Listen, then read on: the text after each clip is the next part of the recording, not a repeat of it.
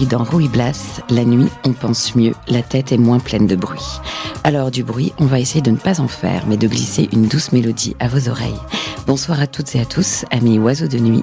Merci d'être à l'écoute de ce 4e numéro de l'œil de la nuit, durant laquelle notre invité vous ouvre les portes de son monde intime. Vous découvrirez ce qui l'inspire et ce qui l'a poussé à se lancer dans la création, l'innovation ou l'entrepreneuriat. Ce soir, je reçois à ce micro l'affichiste de cinéma Jeff Monouri, qui habite Romainville, non loin de Montreuil. Donc, bonsoir Jeff. Bonsoir Claire. Alors, tu es né en 1970 à Nice, de ton vrai prénom Jean-François. Tu as étudié les arts graphiques et ensuite bossé en agence à Toulouse, puis tu es monté à Paris pour faire du freelance. Tu crées ta première affiche de cinéma en 99 pour le film d'Olivier Dahan, Déjà mort. Depuis, tu as créé plus de 300 affiches de films de genres très différents. Beaucoup de Guillaume Canet, Les Petits Mouchoirs, Ne le dis à personne, Blue Ties, Yves Saint-Laurent, Les Choristes, Arsène Lupin ou encore plus pointu, 3 enterrements de Tommy Lee Jones, Paranoid Park de Gus Van Sant, Les Chevaux de Dieu de Nabil Ayouch, 21 grammes d'Alejandro Iñárritu, 7h58 ce samedi-là de Sidney Lumet. Plus récemment, tu as fait Ma vie, ma gueule avec Agnès Jaoui et la plupart des films japonais qui sortent en France comme Hokusai ou La famille Osada. Tu explores aussi toutes les disciplines artistiques comme la musique, la photo, le dessin, la peinture, la vidéo, la mise en scène puisque tu vas réaliser ton premier court-métrage l'année prochaine. Tu as exposé plusieurs photographies, dont une expo d'images numériques et aussi une exposition de photos de la brume sur la plage. Tu exposes en ce moment et jusqu'au 16 décembre à la consigne de Romainville des toiles et tableaux intitulés « Organismes complexes ». Comme c'est une émission de radio, nos amis auditeurs et auditrices vont devoir imaginer tes tableaux ou aller sur ton compte Insta, mais gardons la poésie de ce moment et jouons le jeu des yeux fermés. Dans le texte qui accompagne ton expo, tu décris tes œuvres en ces termes. Une exploration vibrante et tumultueuse des dynamiques qui régissent tous les êtres vivants, avec une attention particulière portée au règne végétal, véritable matrice de la vie sur notre planète. L'artiste y fusionne des visions oniriques et imaginaires, avec un sens aigu de la composition et des variations infinies de ton sur ton. D'un caractère à la fois tribal et fantastique, tes toiles évoquent une profusion de formes organiques, un jaillissement violent de ce qui circule à travers tous les êtres. Alors déjà, est-ce que j'ai bon? Et est-ce que tu peux nous en dire plus sur cette expo et de quoi sont faits tes tableaux et comment tu les fais? Oui. C'est suite à cet été une expo très marquante de Turner, dont je suis assez fan. Ce visionnaire magnifique, et m'ai repris l'envie de peindre parce que ça fait un moment que je travaille sur le numérique. Les affiches, on les crée quand même beaucoup sur Photoshop, enfin bien qu'il y ait un peu d'actes manuels, mais c'est vrai que c'est comme ça que j'ai commencé à redessiner. D'ailleurs, je n'ai pas cité, mais les unes de l'équipe, etc. Enfin, l'envie de redessiner. Et après cette expo Turner, j'avais envie de peindre. Voilà, sauf que j'avais pas beaucoup de moyens spatiaux pour peindre, parce que chez moi c'est tout petit. Enfin, pour peindre en tout cas, c'était pas évident. Donc on m'a prêté un endroit, un bel espace où j'ai pu m'exprimer. Et puis je me suis dit pourquoi pas les montrer avant que ça rentre faire dodo dans la cave. Donc voilà, j'ai produit cette série, je sais pas comment dire, cette rencontre. Je suis pas peintre, donc c'est quand même une expérience particulière de vivre comme un puceau, quoi. Je veux dire quelque chose l'expérience, rentrer en expérience avec ça. En tout cas, c'est magnifique. Sinon, tu serais pas là. Et ce sont des toiles et le matériau, ça peut être des plaques d'aluminium, ça peut être du bois, et tu bosses beaucoup au couteau et au bic parfois. Alors oui, ça c'est autre chose. Le bic, c'est du dessin vraiment. Là, c'est un travail. C'est ce que tu as envie de peindre qui rencontre la technique pour le faire. Donc effectivement, c'est une technique de. C'est plus symbolique que ça, mais c'est laisser des traces. Et donc, c'est tracé dans la matière et former à la fois la lumière et le volume dans ces entrelacs un peu, foisonnant de vie, de nature, de racines, de ce qui fait ces organismes complexes, parce que le vivant, quand même, soyons clairs, c'est très complexe pour que le vivant agisse. Exact. Donc, on voit ça souvent comme des fleurs qui sortent ou des feuilles, des fleurs. Mais en fait, dessous, c'est tout un tas de petits, même des molécules, des choses, voilà, qui fourmillent. Alors c'est ça que j'ai essayé de peindre, tout ce lien, tout ce... Ce fourmillement se ressent. Et ben, il est temps d'entrer dans le vif du sujet qui nous réunit, à savoir ton rapport à la création. Ah oui.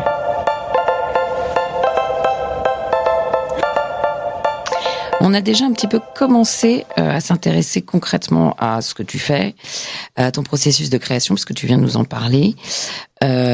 Première question, on en a déjà un peu parlé tout à l'heure en off. Pourquoi l'affiche de cinéma ? Comment t'es venu à ça ? Parce que c'est quand même particulier comme domaine. Alors, pourquoi l'affiche de cinéma ? Bah, c'est rigolo parce que tu choisis des choses dans la vie et puis finalement, c'est elles qui te choisissent. Et c'est un peu ça qui s'est passé. C'est que j'avais choisi d'être graphiste, évidemment, au départ. C'est-à-dire faire un métier qui puisse me former à l'identité graphique, au visuel. Mais en fait, Photoshop, j'ai appris tout seul. J'ai un peu fait mes armes à Nice comme je pouvais, puis à Toulouse, bon, et puis en arrivant à Paris, en fait, c'est le hasard. Y a-t-il un hasard ? Bon, c'est le hasard parce que d'une personne que je connaissais qui m'a présenté un producteur pour voilà, c'était la fête de fin de film de Déjà mort à Nice, comme je suis niçois. Elle a trouvé à propos de m'inviter et puis de me faire rencontrer un producteur. Mais moi, j'étais absolument pas ni dans ces codes. Je savais même pas que j'allais faire ça. Bon, moi, je suis issu d'une famille où on aime beaucoup la culture. Donc, j'ai été élevé au cinéma, effectivement, et puis au grand cinéma, aux grands auteurs et tout ça. Donc, sans doute qu'à un moment, il y a eu un carrefour. Donc, j'étais sur cette fête de fin de tournage. Et puis, j'ai rencontré Romain Brémond qui m'a dit, bah, écoute, si tu veux, fais des essais. Mais moi, je savais pas que je démarquais dans un monde parisien avec des grosses agences qui ont les marchés, quoi. Donc voilà. Et puis j'ai réussi la compète, comme on dit. Et puis pendant ce temps, je faisais d'autres choses. Et puis un an plus tard, j'ai fait Existence de Cronenberg. Et puis de fil en aiguille, ça a commencé à prendre avec Memento, le premier film de Christopher Nolan. Et puis là, d'ailleurs, si vous regardez les trois affiches, c'est un peu les mêmes. Moi, je venais de mon univers très pictural déjà, un peu ce qu'on parlait de peinture. Tu regardes Existence, c'est mon expo en fait. Ça me fait rire d'y penser quand même parce que c'était il y a 25 ans. Et voilà. Puis en fait, je savais pas que c'était fait pour moi. Effectivement, comme je me sentais en plus assez provincial dans ma façon d'aborder le graphisme quand t'arrives à Paris, t'es un peu perdu. T'as l'impression d'être un peu ringue, comme on dit. Un peu, je sais pas. Bon, et puis finalement, le langage du cinéma, c'est un autre langage. C'est pas, il y a pas de mode. Il y a une façon d'illustrer les choses. Donc, sans doute que c'est ça que j'ai rencontré. Et puis ça, je suis arrivé au bon moment, au bon endroit. T'as posé une question courte, je te réponds en 2 heures. Non, mais c'est super. Et du coup, c'est ça qui t'a fait monter à Paris ? C'est parce que t'as rencontré des gens du cinéma et que... Pas du tout. Non, c'était un projet presque pas de famille, mais au départ de personnes qui veulent réussir à faire des choses dans la capitale, parce que c'est vrai que Nice c'est limité, Toulouse aussi, et quand tu veux travailler dans l'art, moi je voulais en fait être au service de l'art, donc j'ai fait des pochettes de disques chez Musidisc à un moment, et puis après donc j'ai été amené à ça, mais je voulais surtout indépendant, voilà. Ouais, t'es allé en freelance, t'as monté ta boîte à Paris, quoi. Voilà, ma boîte. Enfin, ta ma boîte en mon nom. mon truc de maison des artistes, complètement précaire, mais voilà. Et c'est quoi ta formation ? Quand tu dis j'ai étudié les arts graphiques. Mais... Formation, c'est du dessin très tôt, dyslexique, le dessin ça me parle. Après A3, art plastique à l'époque. Ouais. Et puis, comme ça me disait bien de prendre mon indépendance et ma liberté très vite. J'ai pas voulu faire les beaux-arts et rester chez papa-maman. J'ai voulu faire une des études d'un métier qui allait me faire gagner de l'argent pour partir. Donc voilà, graphisme publicitaire, comme on disait. Ouais. Bon, voilà, je vais pas. C'était une école tout à fait. Il y a de tout. Ouais, il y a de tout. C'est pas les grandes écoles parisiennes. Justement, c'est ça le complexe aussi quand t'arrives. C'est que tu vois les gens qui sortent d'école, le truc, qui sont direct DA, tout ça. Bon. Moi, j'ai eu mon baluchon, puis j'ai eu de la chance, sans doute. C'est exactement la même chose dans le théâtre, quand t'arrives de province et que t'as pas. Tu sais pas que tu rentres dans un milieu, en fait. Dans une niche, en plus. Je savais pas qui faisait des affiches. Enfin, c'est très particulier. Bah t'en arrives à avoir ton réseau. Ouais. La culture, c'est beaucoup de Ce que je veux dire, c'est qu'il n'y a pas de formation pour ça. Il y a des jeunes qui sont venus me voir pour me demander qu'est-ce qu'est-ce qu'il faut faire pour faire ça? Je lui dis, bah, écoute, moi, je vais te raconter mon expérience, qui est juste celle-ci, mais il n'y a pas de, voilà, je peux pas te dire comment faire. Comment s'est fait de la bascule, en fait, entre ton métier d'affichiste et ce que tu fais pour toi, ou t'as toujours créé pour toi, en même temps, en parallèle, ou il y a eu...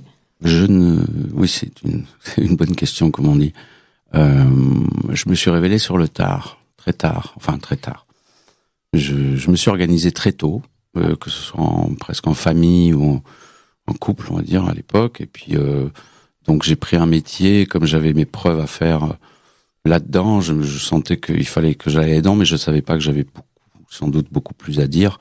Et c'est arrivé, je sais pas, entre 35 et 40 ans, la crise de la quarantaine, où je me suis finalement rallié à ce que...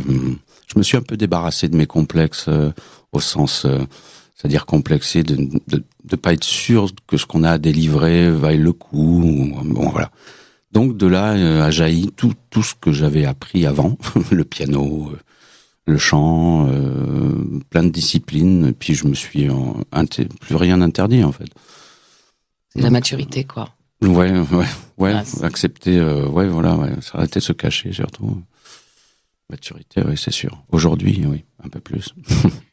C'est intéressant, ça, sur se révéler. Ce sera une prochaine question. Ouais. À ton avis, c'est quoi les qualités qui font un bon artiste? Question impossible. Waouh. Un bon artiste, c'est quelqu'un qui est à la rencontre de son écriture, comme on dit, largement, c'est-à-dire de ce qu'il a à raconter. Après, son talent, qu'il est jugé bon de l'extérieur, c'est autre chose, mais un artiste qui se sent sans doute mieux, c'est quelqu'un qui va vraiment à la rencontre de son art, quoi, parce qu'on peut aussi patauger, mais c'est quelqu'un surtout qui doit faire ça, et qui n'a pas trop de choix. Qui est juste. Ouais. C'est quoi ta routine de travail? Comment il te faut des conditions particulières pour créer, ou au feeling? Alors, il y a deux parties. Il y a la partie commande, création d'affiches. C'est une partie créative, mais qui est vachement guidée, qui est voilà. Donc après, mon processus de création, s'il y a bien un truc qui est freestyle, c'est vraiment ça, quoi. Et tu t'es pas organisé, quoi. Moi, je te jure, le jour où je me suis mis pas en société, tu disais tout à l'heure, mais genre indépendant, à devoir t'organiser pour faire les comptes, tous les trucs qui dépassent la création, je suis paumé. Moi, je savais pas qu'il fallait faire comme ça. Donc c'est compliqué. Donc j'ai pas de processus. Je fais un peu à ce qui me vient. Alors des fois c'est la musique, puisque je savais que tu allais me brancher un petit peu sur la nuit. Donc la musique, ça s'approprie bien à ce contexte-là. Après, oui, je bossais beaucoup quand j'étais énormément dans les films qui marchaient, genre les Tuches, tout ça, les Belle et Sébastien, tous les gros trucs. Je travaillais énormément, la nuit, le jour, tout le temps. Voilà, tu fais tout. Donc il y avait pas de la routine, c'était un peu genre abattre des des créations, des affiches, des trucs. Et à côté, dans le temps qui me restait, créer mes trucs à moi. Mais j'ai pas de routine là. Quand je me lance dans un projet comme la peinture ce mois-ci, forcément, c'est une discipline. Donc comme le mot l'indique, tu te lèves tôt et puis tu te couches tard. Mais c'est ce que quand je t'ai rencontré, t'avais les mains pleines de peinture et les chaussures c'était comme si t'avais un post-it sur toi écrit peintre, artiste, et tu as mis une vidéo sur ton Instagram, justement sur Facebook, où on te voit peindre. En fait, dans cet énorme espace, et il y a ce truc où, en effet, on sent qu'il y a une main invisible qui te guide, quoi. Et c'est... Ouais, mais t'es habité par ce que tu dois faire, mais c'est pas... On y voit des choses un peu mystiques, mais c'est rigolo. Enfin, mystique, pas mystique, mais au sens un peu plus... mais en fait, c'est... Ouais, t'es là pour faire quelque chose, quoi. Après, tu mets du sens, si tu veux. Et puis, tu vois ça avec du recul, mais c'est vrai que quand tu dois faire, tu fais. Et il y a que ça qui marche. Ok, donc pour toi, les projets de commande, c'est une partie de ta vie, mais tu gardes du temps aussi pour tes projets perso, et de plus en plus. Oui, j'ai bien pris conscience que ce métier m'avait un petit peu c'est pas le métier qui m'a lâché, c'est moi qui ai un petit peu lâché aussi. Dès que tu perds le cap des 3-4 personnes, 5 qui t'emploient, que ça se passe mal avec 2, que les gens changent de place, tu perds un peu le fil. Et moi, je suis pas resté dans la concurrence de faut être un chien. Enfin, tu vois, faut y aller, faut faire les déj, faut faire les soirées, faut faire les trucs. J'ai maintenu ça un moment, mais il y a un truc au-dessus, mais je me le suis pas dit, c'est venu tout seul. Je me suis dit, non, mais ça va, tu vis correctement, fais de la musique, enfin, voilà, lâche autre chose, quoi. Donc forcément, après, ça te guide à moins en faire, parce que les gens t'oublient assez vite, mais tu prends d'autres réseaux plus indépendants. Voilà, c'est un peu ce qui m'est arrivé, donc on a le plaisir de créer à côté. On arrive à la fin de cette première partie. J'avais d'autres questions, mais je vais les poser après, c'est pas grave. Je réponds trop. Radio Ems, l'essentiel de la musique.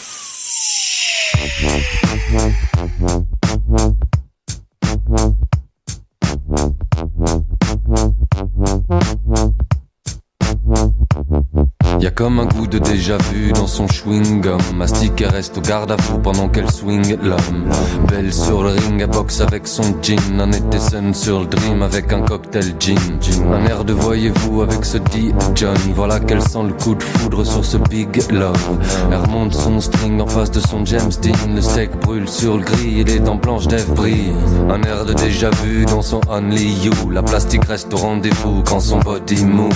Son instinct de film et son blues d'ending, voilà son festin de mime, elle tire dans le mille. Y a comme un ton de voyez-vous dans sa gueule de louve. Le type même un peu voyou dans son regard groove. Il sort ses bling bling devant ses yeux qui brillent et boit ses lèvres toutes clean avant que le réveil drine. Et vous, comment allez-vous quand le baby cry? Elle mate et l'appelle daddy quand il voit son sky. C'est sa West Side Story, manque le happy end. Il sort son best style, oh oui, devant sa mimi dinde. Un air de désabus quand minuit sonne. La petite passe au désaveu sur ses belles donnes. Miss Night Express file au milieu des buildings, se casse dans son Austin sur un air de Sting.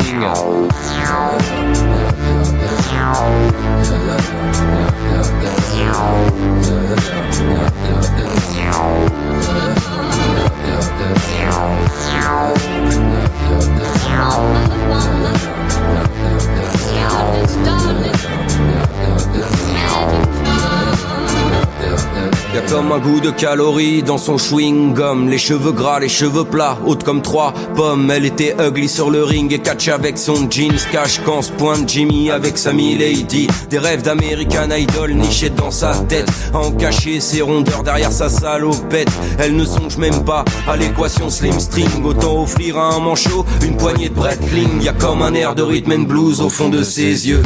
Elle détourne son regard vexé de tous les beaux gars.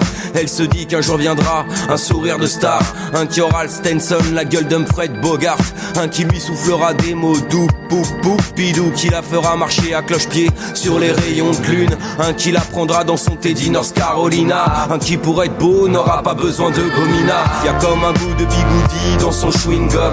Elle va fêter Happy Birthday dans un nightclub. Elle était jolie sur la piste et va avec son style. Elle a du sex à pile sur Aretha Franklin. Y'a comme un goût de bistouri dans son chewing-gum. Il a le style simplet et le regard sitcom. Des tas de loups autour de son bombé bonda. La soirée s'éteint sur la banquette de la Honda.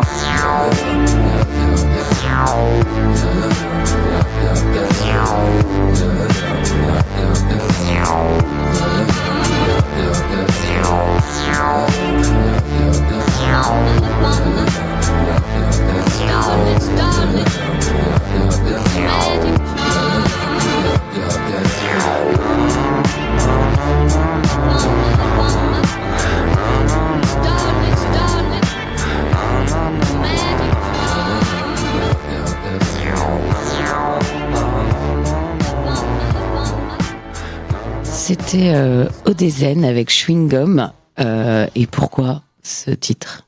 Tu m'as demandé de choisir 2 titres. Je t'ai donné ça comme deuxième parce que on pouvait choisir parmi toutes les grandes stars que j'adore, mais Odezen parce que c'est bien la jonction entre une forme de rap évidemment et puis c'est peut-être générationnel aussi, mais je pense que si j'avais voulu faire de la musique comme ça, j'aurais fait comme lui.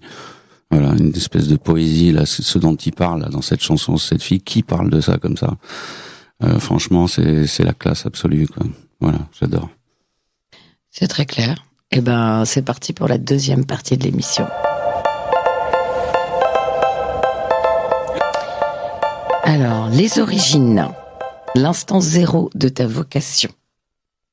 Alors, on parle souvent d'un déclic chez l'artiste, une rencontre dans l'enfance, d'un mentor, que ce soit dans la famille ou les amis. Est-ce qu'il y a une rencontre dans ton enfance, une figure inspirante particulièrement ? Moi, j'ai été élevé dans un contexte vachement favorable à l'expression de soi. Enfin, en tout cas, de son domaine intérieur, ouais, de l'art, donc, avec des parents qui créent énormément, un papa écrivain, bon, même si c'est des universitaires, mais où la part de la création est vachement importante, mais c'est surtout pour se faire un cadeau à soi, enfin se proposer quelque chose plutôt, qui peut être interprété comme un cadeau, parce que je trouve que c'est un cadeau que de se faire, que de faire ça, de s'offrir, je sais pas, la possibilité de composer donc c'est d'abord profiter à soi. Après, moi j'en ai oublié la question tellement je me suis perdu dans mon truc. C'était est-ce que t'as une figure inspirante, que ce soit ta mère, ton père, tu t'as parlé de ton père écrivain, mais ça peut être... Non, alors là, influente, inspirante, je sais pas, influente, mon grand frère qui lui est parti très vite à 15 ans à apprendre tout le répertoire des Beatles, un été avec une guitare dont il avait recollé le manche, enfin. Et depuis il est devenu artiste, auteur, compositeur, tout ça. Donc peut-être que lui m'a entraîné vachement dans l'idée de cette liberté, cette création. J'ai pas de. Après c'est un peu plus tard que les figures arrivent. Moi je voulais, le dessin me parlait. Et, je voulais être designer moi au départ. Alors là, ça de quoi? Designer, de tout, designer, bouteille de parfum, designer comme on dit.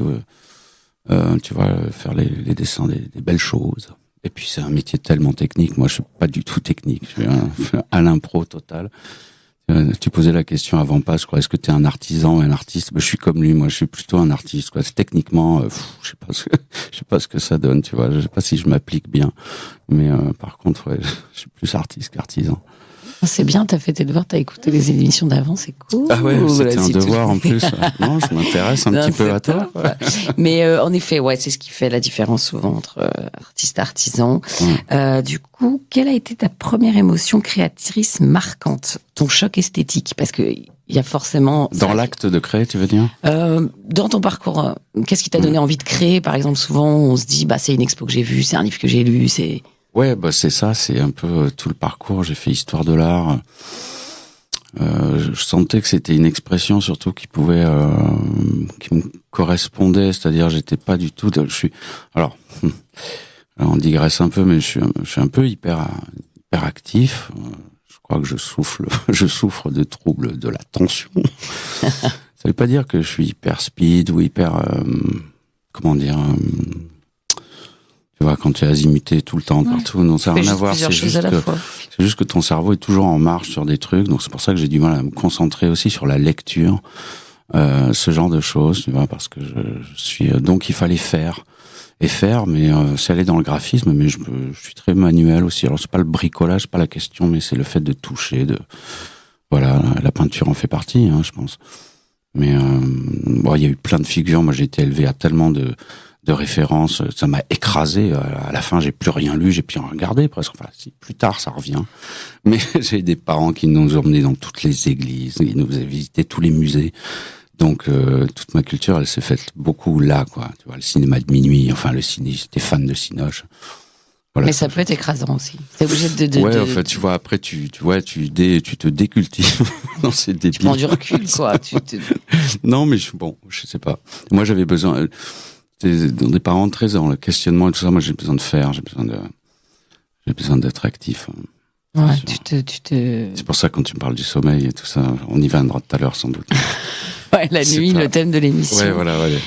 On s'affranchit de ses parents, c'est ça que je cherchais le terme. Ouais. Et quelles sont tes sources d'inspiration au quotidien? Quand j'ai vu ton expo, je me dis, est-ce que le mec se balade en forêt pour aller voir ce qu'il y a comme, tu vois, la nature, comment ça marche, les organismes? Est-ce que tu consultes des livres de botanique, par exemple, qui sont sublimes d'ailleurs, mais... Ah, c'est ma grande passion. Le jardinage. Non, putain, je veux pas faire des trucs. peut Ce tout qui se m'inspire, c'est ce qui m'inspire, c'est tout, c'est l'amour d'abord, tu vois. C'est-à-dire que je sais. Après, j'ai pas fixé sur ce truc d'organisme pour des raisons conscientes. J'ai dû aller là-dedans, mais après, ce qui te fait aller là-dedans, enfin, ce qui te fait peindre, par exemple, c'est l'impulsion. Et l'impulsion, ça, elle est motivée forcément par des choses fines qui sont, oui, ça peut être une personne, une chérie, ça peut être, voilà, des choses qui circulent. J'avoue que dans mon idée de peindre, c'était un croisement entre, voilà, cette envie de faire, et puis après, je l'ai fait avec beaucoup d'enthousiasme parce que j'étais porté par quelque chose de positif, quoi. Voilà. Je pense que c'est très difficile de peindre dans la douleur, tu vois. Ah, c'est intéressant ça, parce qu'il y a pas mal d'artistes qui sont complètement maso, torturés. Non, mais ils font comme avec ce qu'ils peuvent, enfin comme tu peux, tu vois. Mais toi, c'est pas ton truc. Et moi, non, enfin, non, c'est complètement débile ce que je vais dire, mais je te jure, à une époque, je pensais que je pouvais pas être assez créatif parce que j'avais pas assez souffert. Tu vois le truc? Ouais, mais je pense que t'es pas le seul à le penser. Ouais, c'est ce qui est complètement débile. Je pense pas que Matisse est beaucoup, tu peux, mais c'est pas la question, c'est de vivre des expériences qui te permettent d'être en recul et de pouvoir exprimer des choses intérieures. Moi, j'ai beaucoup créé quand j'étais à l'hôpital, par exemple, c'est des endroits pas forcément très marrants, très isolés, mais ça inspire. C'est introspectif, et c'est vrai que le mythe de l'artiste torturé, enfin, ça dans la vie longue et tout, mais il y a quand même un truc sur le repli sur soi ou sur le deuil ou le drame qui te force à faire. Mais l'artiste torturé n'est pas torturé parce qu'il est artiste.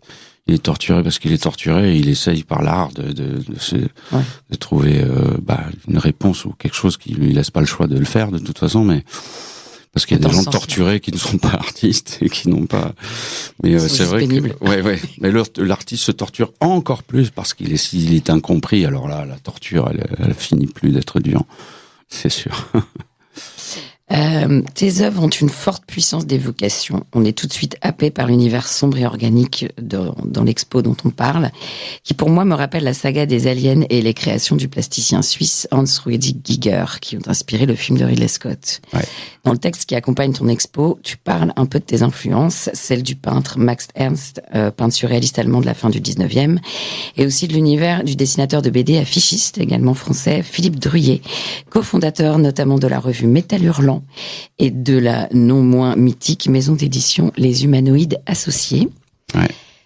Ce touche-à-tout, photographe, amateur de Lovecraft, est aussi décorateur, peintre, sculpteur, architecte. Un peu comme toi, qui crée de l'art sous toutes ses formes. Modestement. En quoi te sens-tu proche de lui? Les lunettes. Exact. C'est un univers, j'ai connu ça quand j'étais ado. Quand t'es ado et que tu aimes dessiner, tu aimes Druillet. Ou alors, je comprends pas, tu aimes Druillet, Bilal. C'est des univers particuliers. Je veux pas parler pour les autres, mais c'est vrai que Jean Giraud, le trio, là, les trois, c'est des maîtres. Et graphiquement, Druillet, alors j'étais moins fan des scénarii qui des fois sont forcément un peu premier degré, mais au niveau graphique, je trouvais ça épatant. Très très fouillé, très. Alors lui, c'est très fantastique. Moi, ce que je fais, c'est un peu. Ça peut évoquer le fantastique parce que dès que tu mets des espèces de complexité d'organes, ça fait un peu gore ce que je dis, mais c'est pas des organes vitaux, c'est des organes au sens des organismes, d'organisme et organes. Non, c'est donc on pense à ça effectivement. Et puis puis Max Ernst, lui c'est un des maîtres du surréalisme. T'es vachement influencé par tout ce qui est dada, surréalisme. Oui, mais de façon plus large. Okay. Je suis très surréaliste. Non, mais l'absurde, enfin tout ce qui vient de la Belgique m'intéresse. Ouais. Est-ce que la figure de mentor est importante pour toi? À mon égard, tu veux dire? Je sais pas. Je me suis jamais posé la question. J'ai pas eu l'impression d'avoir eu un mentor, que je le sois moi. Aussi. Ça doit être agréable de l'être. J'ai pas eu de mentor, j'ai eu des. c'est vrai que par culture familiale, on a beaucoup respecté le principe du maître et de l'élève. Donc j'ai eu beaucoup de gens qui m'ont guidé comme ça tout au long de ma vie. Mais c'est vrai que c'est pas très... Enfin, je veux dire, peut-être si je faisais plus d'une interview, je me serais déjà créé une petite histoire, savoir qui m'a vraiment influencé pour raconter toujours le truc. Un jour, j'étais là, j'avais 5 ans, j'étais sur mon petit pédalo. Mais on n'est pas obligé. Non, mais je te raconte une histoire. J'étais sur mon petit pédalo de route, parce que c'est des pédalos à roulettes, et j'ai vu une affiche de film. Je me suis dit, putain, c'est ça que je veux faire. Mais c'est ça ton storytelling. Ton plus bel échec, en tout cas l'échec le plus constructif. Waouh, j'ai pas préparé ça. Ah. Si t'en as pas. Mon plus bel échec professionnel, enfin créatif. Ouais, dans le créatif. Oh un ratage, je sais pas. Ah ouais, alors je veux pas là tout de suite, je peux pas te dire qu'il y a quelque chose qui me vient, mais il y en a plein qui me viennent. Je me suis raté tellement de fois. J'ai l'impression de me rater à chaque fois que je fais un truc. Donc, je sais pas si... Alors évidemment, quand les gens t'achètent ton truc ou te valident ton affiche, tu as l'impression de ne pas avoir raté. Mais après toi, ce que tu fais, c'est autre chose. C'est un rapport intime qui suscite l'exigence. T'as pas la même que les autres. Et ta plus grande fierté ? Pareil, créativement. Mm-hmm. Dans les affiches, par exemple, on va cibler... oui, ça a été un peu déclencheur aussi pour moi dans ma carrière. C'est ne le dis à personne, j'avoue. Mais pareil, j'ai pu faire cette affiche pour des raisons presque techniques, c'est-à-dire qu'à l'époque, Cluzet, comment s'appelle-t-il ? François Cluzet, merci, n'était pas encore la star qu'il est aujourd'hui. On oublie ça, mais et c'est autour de lui que ça tourne, et toutes les stars sont dans les seconds rôles. Donc déjà, on avait une affiche qui nous permettait de ne pas avoir la star en gros sur l'image. Et puis voilà, puis m'est venue cette idée. Et puis le film a marché. C'est Guillaume Canet qui a choisi l'affiche. Bon voilà, ça a été un effet marquant parce que tout à coup, je me suis senti moi. J'ai failli évoquer ça tout à l'heure, mais légitime dans ce métier. Ouais, c'est une question importante, la légitimité. Ouais. Bon, même si c'est un peu galvaudé, mais c'est vrai que mais on va en parler dans la troisième partie, qui est sur l'identité du créateur. À tout de suite.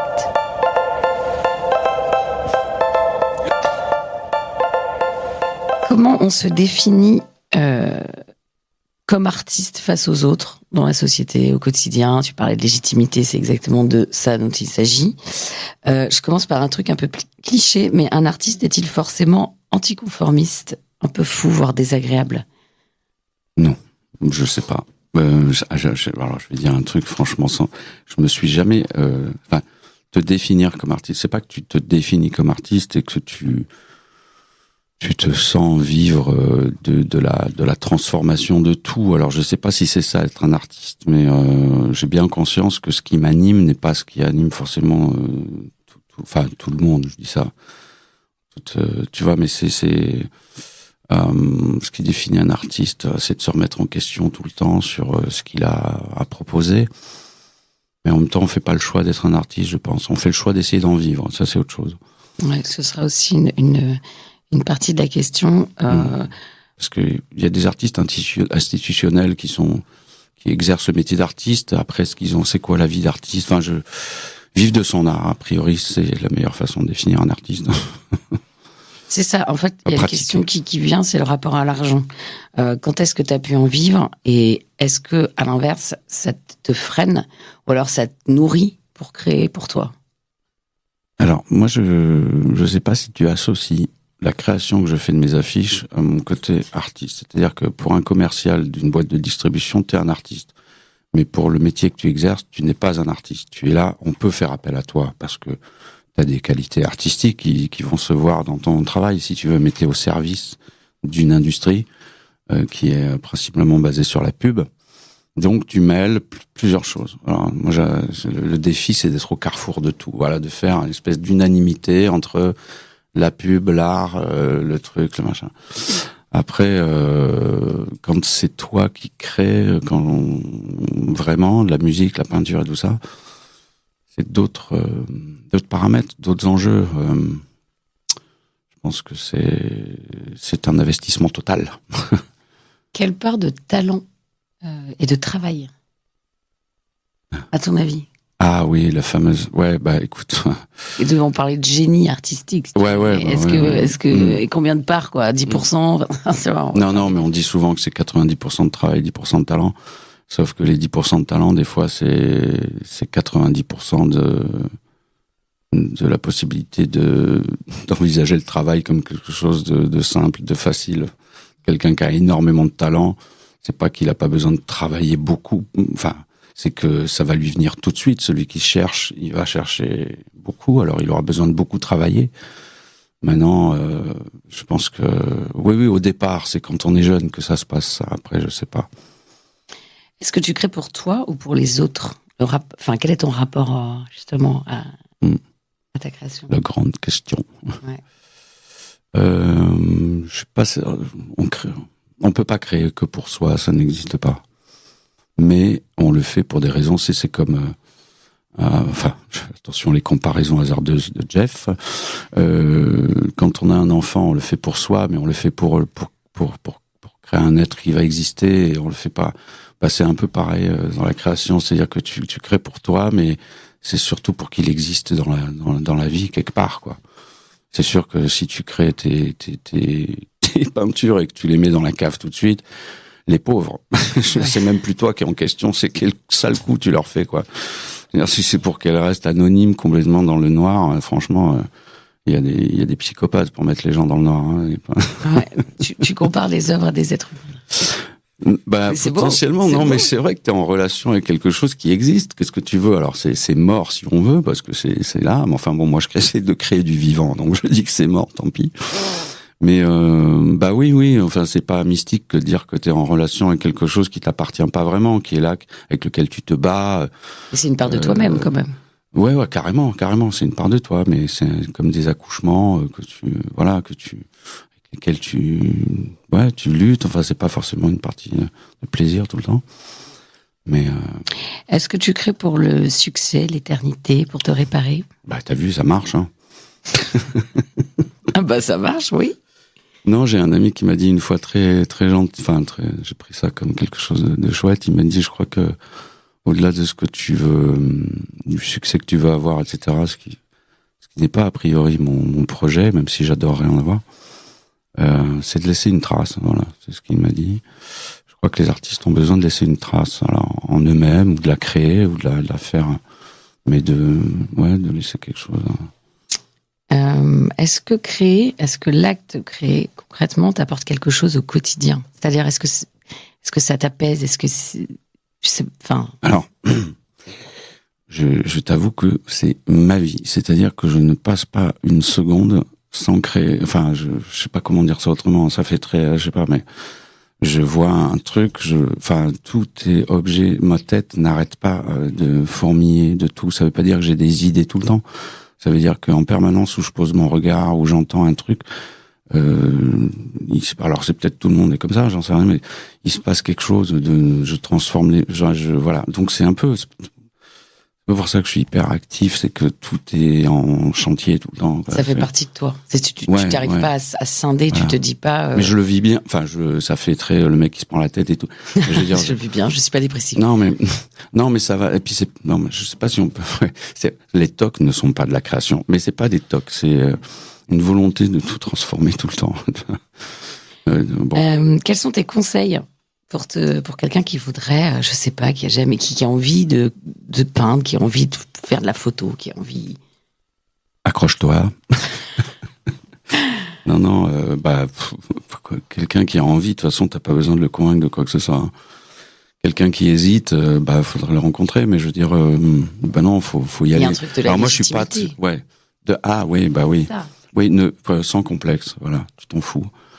Il y a une grosse expression vraiment très vulgaire qui circule beaucoup, c'est balèque. Mais bon, c'est facile à dire. Mais tu vois, parce que on a beaucoup des gens qui disent crois en tes rêves et tout ça. Moi, je sais pas si j'ai eu besoin de rêver beaucoup. Mes rêves sont trop hauts. Mais surtout, tu as agi. Ouais. On va écouter maintenant le deuxième titre choisi par Jeff, un petit peu raccourci pour les besoins du direct, on va voir. À mon grand regret, puisque c'est aussi un de mes morceaux préférés, ça s'appelle Baby I'm Gonna Leave You de Led Zeppelin. Radio Ems, c'est ma radio préférée.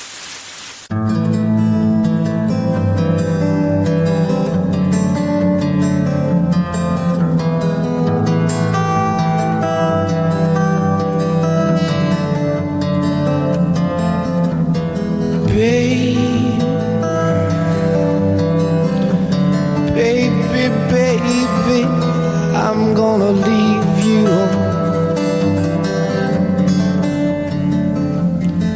I said, baby, you know I'm gonna leave you.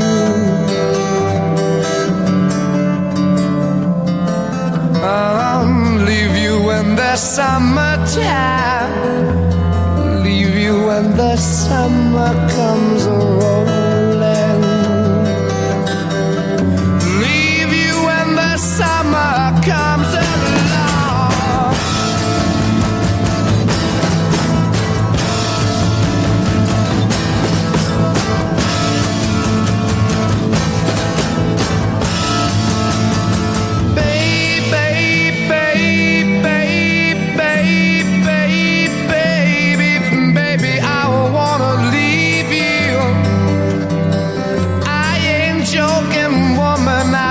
To ramble, oh yeah, baby, I really got to ramble. I can hear it calling me the way it used to do. I can hear it calling me back home.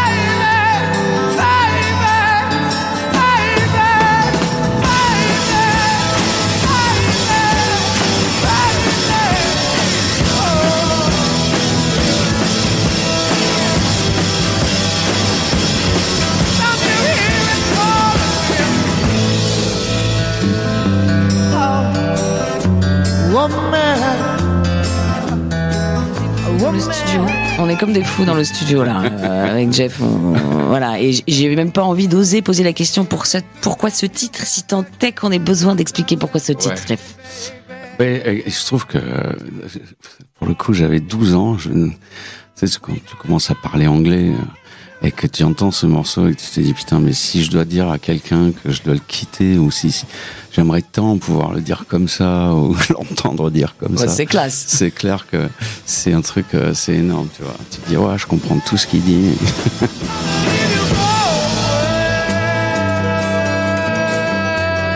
Et c'est marrant parce que Led Zeppelin, moi, ma première grosse claque, je devais avoir 11 ou 12 ans et j'avais mon frangin et mon père qui bidouillaient sur un ordi. Et c'était Wall Lotta Love. Ah, Juste, ouais. et je suis rentrée dans la pièce, j'ai dit, c'est quoi? Ouais. C'est quoi et ça a été, ça ne m'a pas lâché. Donc, la musique, c'est vraiment, ça prend aux tripes, quoi. C'est un truc. Et ouais. Eh ben, merci. Pour ce kiff, quand même, c'est pas tout le temps. Il est temps maintenant de clore ce 4e rendez-vous par la séquence du questionnaire de Proust, qui est une sorte de portrait chinois de nos invités, qui est toujours introduite par les premières notes de Sablier, du merveilleux Lazarus Mann de Terry Callier. Pour l'instant, je ne m'en lasse pas et j'espère que vous non plus, et rien ne vous empêche de l'écouter en entier chez vous. Voilà.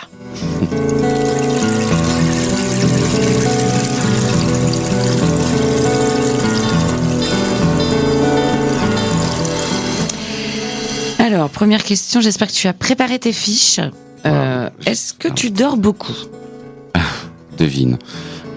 Non, je pense qu'il faut aller à la louche 4-5 heures de sommeil. Ouais, c'est ça, ouais. Je dors pas de ouf, ouais.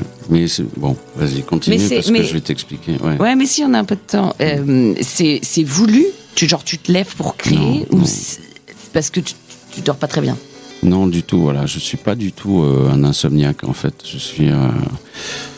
je sais pas, bon, je suis rythmé comme ça, j'ai de l'énergie, j'essaye pas d'aller contre nature. C'est vrai que je me suis organisé beaucoup dans ma vie pour essayer de respecter ça, mais sans le savoir. C'est-à-dire travailler chez moi au départ, je voulais quoi? C'était pour élever mes enfants, être à mon rythme, me coucher quand je veux, me lever quand je veux. C'est tout ça, c'est des choix que tu fais sans savoir que tu les fais. Enfin, si, travailler chez soi, c'est un choix. Mais être indépendant, c'est représenter tout ça, cette espèce de volonté de se laisser guider par comment ton rythme, quoi. Donc, est-ce que tu crées davantage la nuit que le jour, en fait? Même si tu dors pas beaucoup? Ben justement, je crois que c'est un peu c'est différent. Oui, je crois que je crée autant la nuit, sinon, c'est pas que je crée plus, c'est que je me rappelle de beaucoup de nuits où des choses sont venues qui venaient pas la journée. Enfin, des fulgurances, Ouais, des idées, des trucs qui te trottent dans la tête. La nuit, il se passe d'autres choses, t'as plus le temps, c'est le calme. Est-ce que tu as un rêve récurrent? Un truc que tu fais tout le temps?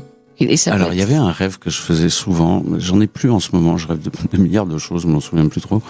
Mais je me rêvais, c'est le rêve le plus évident chez l'homme, mais c'est vrai que c'était marquant.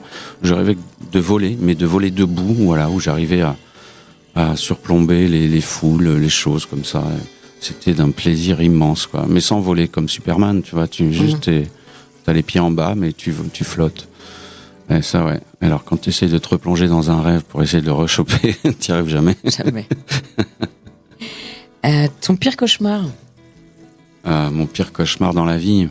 Ah, les deux. Ouais, les deux. Ouais, bon, dans la vie, t'es maman, hein. Bon, ouais, voilà, t'as capté. Dans les rêves, c'est l'humiliation. Ça, c'est un truc, quand je cauchemarde, souvent, c'est ça.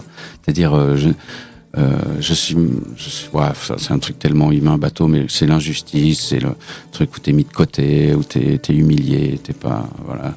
C'est la pire, peut-être, des choses qu'on puisse ressentir dans la vie réelle. Un rêve devenu réalité? Rêve devenu réalité. J'avais pensé à un truc que j'ai complètement oublié. Le rêve devenu réalité, si, quand même, je l'évoquais. Alors, tu vas me dire, mes rêves sont pas fous, mais c'était de vivre de ma passion. Ouais. Ça, ce qui n'est pas donné à tout le monde et ce qui est le rêve ultime pour beaucoup de gens. Ouais, c'était de sortir des trucs de ma personne, quoi, de ma petite personne. Ouais. Mais encore faut-il avoir des choses à raconter, mais c'est oui, non, mais bon, à mon endroit, si tu veux, moi, en tant que, de ce que j'avais dans les mains, rêver, c'était pouvoir vivre de ma création, en fait, en gros. Bon, même si, finalement, c'est pas, si tu me demandes vraiment, je me suis aperçu sur le tard que l'instrument, c'était moi, que, En fait, bon, bref. Donc, j'ai pas fait comédien pour plein de raisons, mais je sais ce que j'aurais adoré faire aussi. Enfin, bon. Ouais, t'avais plusieurs. En fait, t'avais plusieurs chemins qui s'ouvraient à toi. Ouais, l'exploration de tout ce que t'as en toi, quoi. Mais il y a des gens qui le font pas simplement parce qu'ils s'y mettent pas, quoi. Alors après, il y a des techniques, évidemment, il y a des choses, mais quand même au début, tu vas essayer de sortir quelque chose de différent.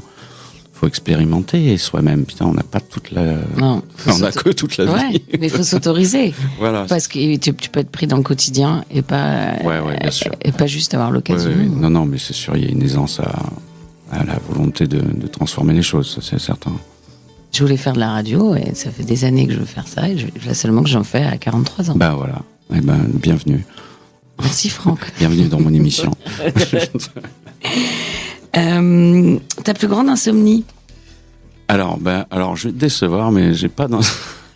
Ma plus grande insomnie, c'est récemment. Finalement, quand je faisais mes tableaux, là. C'est pas une grande insomnie, mais c'est genre, t'es tellement occupé par ce que tu fais que t'arrives pas à dormir. Et même si tu te dis, je vais aller dormir, parce que, je sais pas, t'es là, t'es un peu fatigué quand même, et tu te mets au lit, mais ça tourbillonne dans la tête. Alors quoi, tu te poses 2 heures, t'endors une, et puis tu lèves les yeux, tu te dis, bon, il est 5h30, il va bientôt faire jour. En fait, il fait jour à 8h en ce moment, mais bon, c'est pas grave. Tu te dis que c'est comme le matin, il y a bien des gens qui bossent à cette heure-là, je vais y aller, quoi. Ouais. Waouh. Ouais. Je suis... Non, mais après, c'est pas ma vie de tous les jours, si tu veux, mais là, dans ce truc de ce projet de peinture, c'est sûr que ça a été ardu, ouais. Qui va le faire si tu le fais pas en même temps, hein. Ah ouais, c'est toi et toi, quoi. Ouais. Est-ce que la nuit porte conseil? Oui. À mort, mais pour tout le monde. La nuit porte conseil, ouais, c'est clair. Passe une bonne nuit, tu verras demain. Ouais, on dit souvent Voilà. dors dessus. Ouais. Dors dessus, c'est ça. Puis t'as la nuit de travail, puis t'as la nuit d'autres nuits aussi, hein. La nuit, c'est pas égal, hein. C'est un truc. Ouais, c'est voilà. la nuit. Avant, je faisais la nuit de travail et de fête. Là, je fais plus que. Tu fais plus que la nuit de travail? Oui, la plupart du temps, oui, quand même. Comment tu résistes au sommeil quand tu dois résister au sommeil? Alors, le mec, 100%, c'est comme les mecs qui font de la muscu, ils sont gros comme ça, ils disent, moi, c'est 100% naturel. Je vais te dire pareil. Non, mais c'est pas ça. Mais le café, c'est l'énergie. Ouais, le café. Non, mais c'est franchement, même si j'ai fait des tas de trucs, c'est pas le problème, mais quand tu bosses, quand tu es dans l'énergie de ton travail, au contraire, tu vois pas l'heure passer, c'est un truc de fou.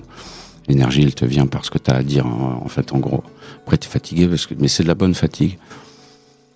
Est-ce que tu lis la nuit? Parce que tout à l'heure, tu as dit que tu n'arrivais pas à te concentrer assez pour lire. Non, alors lire, je suis pas un lecteur de romans, je suis même pas un lecteur du tout. J'ai des parents écrivains, moi je suis pas lecteur, c'est formidable. Bon, j'ai lu un peu de ces bouquins quand même. Non, mais non, je lis pas la nuit, je crée. Non, mais c'est fou, mais les journaux, non? Ah oui, si, mais c'est pas la nuit, ça c'est le matin, le café. Ah ouais, comme ouais, comme tout le monde, quoi. Le petit café. Non, parce que on parlait de la nuit, c'est vrai que la nuit, je l'utilise souvent pour faire de la musique ou des choses comme ça. Donc c'est vrai que lire, j'ai pas le temps. Le mot de la nuit, M-O-T. Chut. Les mots M-A-U-X. Les mots de la nuit. Écoute, il y en a beaucoup, mais pas les miens. J'ai mal à la tête parfois. Non, les mots de la nuit, je suis pas dans un truc. Je suis un grand, même si je suis, comment dire. Je suis pas mélancolique, mais j'ai un côté comme ça. Non, mais non, ça va, je me fais pas mal la nuit. Ok. Ouais. Et la musique de la nuit? J'ai envie de te dire, du coup, la mienne, celle que je fais. J'ai beaucoup pour le coup. Alors là, la musique, ça c'est ce qui a fait mes nuits longtemps. Hein. Parce que je pouvais pas le faire dans la journée, j'avais des projets à faire. Et la nuit, la musique, qu'est-ce que tu veux, cette vibration dans l'air te fait voyager toute la nuit sans t'en rendre compte. Hein. C'est un truc de fou. Et donc tu crées plus de musique la nuit et t'écoutes aussi, j'imagine. Non, quand tu fais beaucoup de musique, j'avoue que t'en écoutes moins, quoi. Enfin, t'en écoutes, pour aller au sport et tout ça, mais tu t'écoutes moins. J'écoute pas de musique quand je travaille. Ok. Ouais. Et comme c'est le questionnaire de Proust, c'est quoi ta Madeleine à toi? Waouh. Ah, chaque veille. Chaque veille? Ouais, chaque veille. Chaque jour à sa veille. Ma Madeleine, c'est le jour d'avant. Oh, c'est merveilleux. Et c'est comme ça qu'on va se quitter. Merci, amis auditrices et auditeurs, de nous avoir suivis dans cette aventure entre chiens et loups. Merci à mon invité d'avoir accepté de partager un peu de son intimité. Merci à toi, vraiment. Et merci aux magiciens des manettes de Radio Ems, Franck en régie, sans qui cette émission ne saurait voir le jour ni la nuit. On se retrouve le mois prochain autour d'autres personnalités tout aussi inspirantes, en vous souhaitant une douce nuit, et on se quitte avec le morceau de Palatine, Grands-parents de nuit.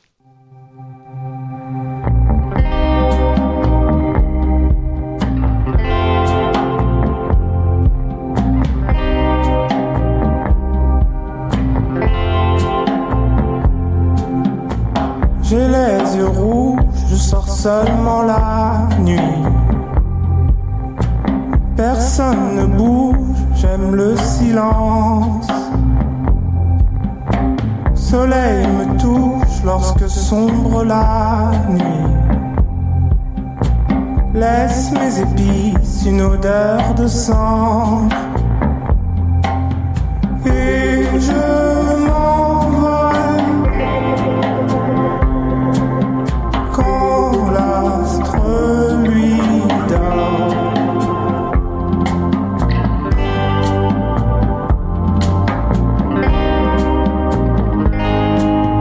Et je laisse sur mes amants une trace rouge sang.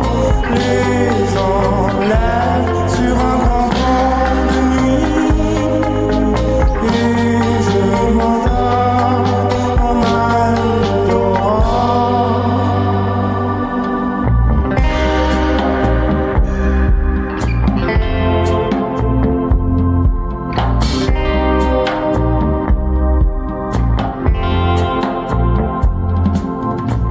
Sur mes épaules s'accrochent les phasmes. Sur mes regards passent des fantômes.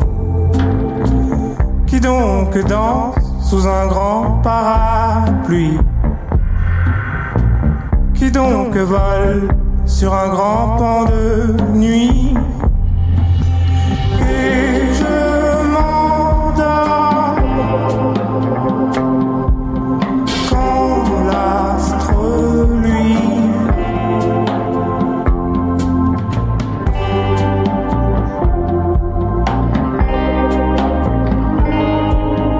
et je laisse sur mes amants une trace rouge sang. Les enlève sur un grand banc de nuit. Et je m'endors en mal d'orage. Un âge d'or me tend les bras, mais là je dors auprès de toi. Un âge d'or te tend les bras, hélas je dors auprès de toi. Et je laisse sur mes amants une trace rouge sang.